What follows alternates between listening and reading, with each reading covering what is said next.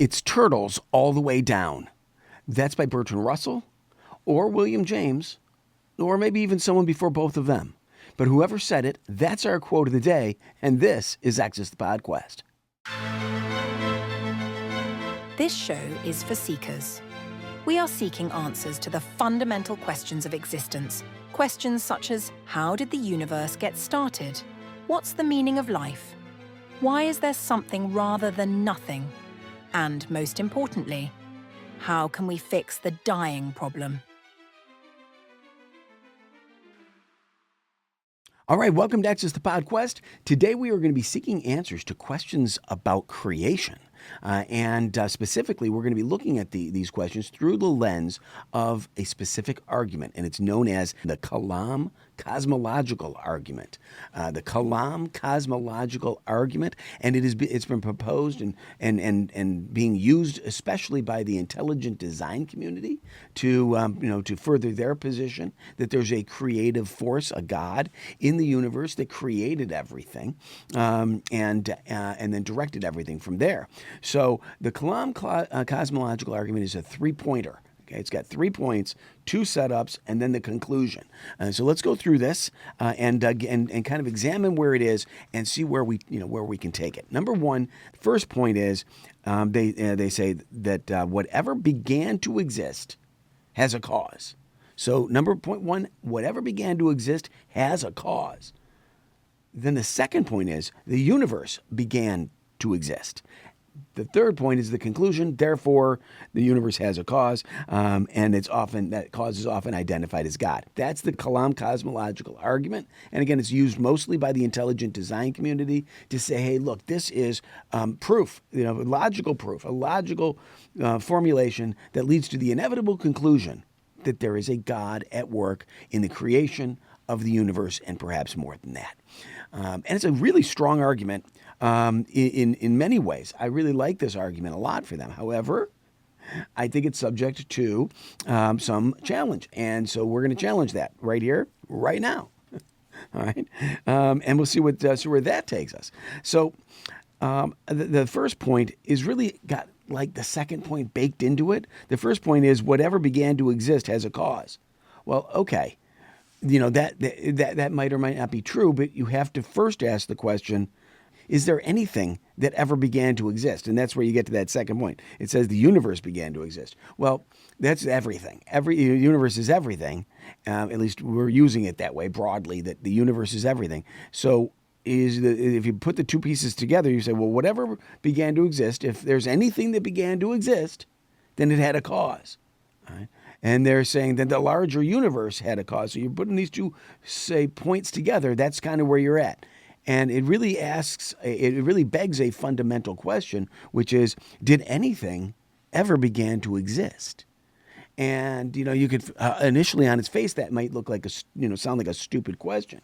Well, of course, something began to exist. You can point to me and say, you began to exist. So why would you even ask such a question? And it's a fair question. However, upon further inspection, further review and scrutiny, we can look a little deeper at it. Okay. Now, I as I am now, as a fully developed human being sitting here talking to you, I didn't exist in this form before I was born. But if you take it all the way back to the point where before I was born, I was a fetus, right? Okay, I wasn't fully developed as a human being, but I was a fetus. And then before that, I'm not sure what the various stages are. I should probably know this, but I don't. Eventually, what am I, a zygote? I mean, something like that, right? And then a conceived entity, right? When at the very beginning of my development as towards being a human being, I was a conceived entity. Well, but before that, you say, okay, well, you can maybe say, some people would say, you stop right there. Hold on. Jim Steinmetz, stop right there. Right?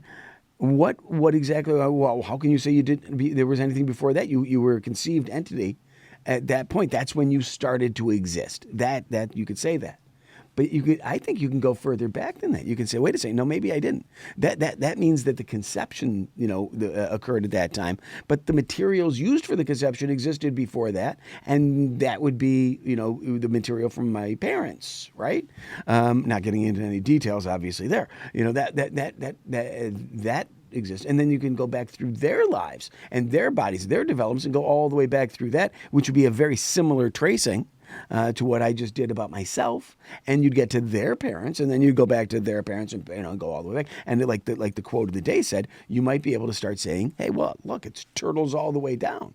Right? You just keep going and going and going, and it's an infinite regress. And then you get eventually to the point where you look, well, okay, well, fine. You could say, well, there was the original person, the original living thing here on Earth. You can get all the way back to that by going through this infinite regress all the way to that. You say, surely, not the name, but certainly. Certainly, that was where things started, right? Is the life began at that point. So that was when life was created at some point. You can even say from a scientific point of view, that's when life was created, at the very first living entity, first living cell here on Earth. And yet I could say, hey, wait a second, maybe not, probably not, because if you go back, we now know, science is pretty conclusive on this, and I don't think there's much challenge. I suppose there is, from the deeply religious point of view, there is a challenge to this. But I think from a scientific and modern thinking point of view, it's not that challengeable that the basics, the stuff, the material from which life began here on Earth was formed not only at the time of the Big Bang, the really heavy, the light elements, but then the heavier elements were churned inside the cores of stars that eventually went supernova, and all those heavy elements got dispersed throughout the universe, including here to our solar system and on Earth, and then we became. That's at least the scientific, thinking these days, and it seems like it's a very solid, very confirmed idea. And if we are going with that, outside of just saying, well, God popped everything into existence, which is kind of a stopping point for everything. But if you're looking at it on a more deep level, on a scientific in a scientific framework, you're saying, okay, well, you go back to the stars, all right, and the Big Bang. But let's start with the stars. They have this mechanism within them. The cores of the stars are churning away as incubators for these heavy elements. Well, okay, so now we have heavy elements right there, right? They led to the formation of when combined with stuff here on Earth, they led to the formation of the first cells, which then led to further development, all the evolutionary processes that took place from there to get to my great grandparents, and then from there all the way tracing forward through evolutionary. Through genealogical development, etc., all the way through to me. So, was I created from my parents? No, I don't. I think an argument would be better made that I was not created by my parents, but I was formed into this current form that way, but from existing material, from existing stuff that wasn't created. If you go all the way back, you trace it all the way back to these stars that were churning away. Keep saying the word churning, they're like butter. They're forming these heavy elements, which then get dispersed throughout the universe. That combine with stuff here, and everything is just a different form, but of pre-existing materials. But you can also take it further back, to even go further back, because stars didn't always exist in their formations, right? They weren't always formed as stars. You go all the way back to the beginning part of it, and that's where you start to get really fuzzy. Even the word beginning leads to kind of suggests that there was some type of non-beginning, that out of which there was this creation event. And that's where it really gets interesting. Did the very beginning part, and I keep saying the word beginning, which kind of falls a little bit against my own argument, but really not, because when I'm saying the beginning, I'm talking about the time when cosmic inflation and the Big Bang took place. Was there at that point? Because let me kind of trace back the stars, those stars that were the incubators of the heavy elements. Those were formed out of the gases and all the various other materials that were around after inflation and cosmic inflation and the Big Bang. And those, when everything was all swirling about as an unassembled matter eventually did coalesce into stars and then galaxies and galaxies into clusters and superclusters. And within that, there were solar systems, etc. And then we get all the way back to present day. But if you go all the way, trace it all the way back to the Big Bang and the time just before that, this cosmic inflationary period, can you say that that is when everything got created? And you can certainly say that. But is that accurate? Is that accurate? And that's where I want to start looking at it in a much deeper, more fundamental way on this show.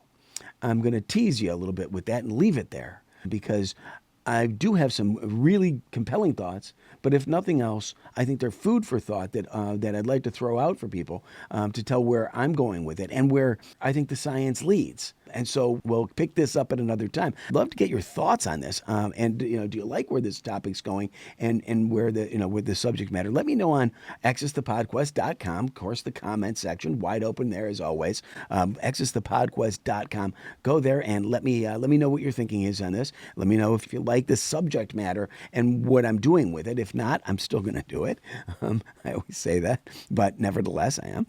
Go to YouTube and let me know. There's a comment section. There is also a complete blank slate, but you fill it in. Let me know what you think. Give me your comments, your thoughts on this, and kind of maybe tell me where you think I'm going with it. I'll let you know where I'm going with it, but let me know what you predict or forecast on that. I'd love to know that. That'd be great. And any questions you have. Also, most importantly, always for show promotion purposes, click like, keep hitting like, make sure to like the video, make sure to subscribe, make sure to comment, do all those things and get your 10, go out and get 10 other people. This is getting to be repetitive. Go get 10 other people to come onto the show and be subscribers, new subscribers. The more subscribers, the better. The algorithm from YouTube loves that and the show grows, etc.